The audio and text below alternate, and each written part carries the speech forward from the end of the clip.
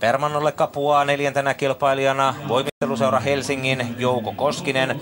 Kuuluu Topi Taskisen valmennettamiin. Oli eilen karsinnassa hyvä tällä telineellä, sijoittui toiseksi Jani Tanskasen jälkeen pisteen 14.05. Toivotaan nuorelle miehelle onnea myöskin tässä sunnuntain finaalissa.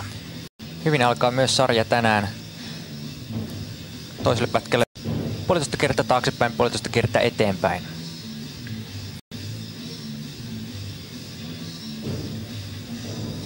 Siinä 1,5 volttia puolella kierteellä.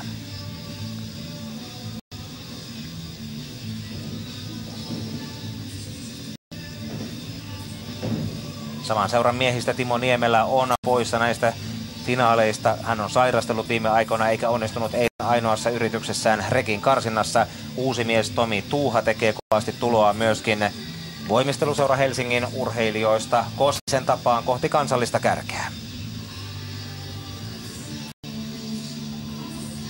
Koskinen kuuluu vielä nuoriin tällä hetkellä, mutta erittäin lupaavasti. Hän jo Permannolla tässä voimistelee loppuun kaksoiskierre voltissa taaksepäin.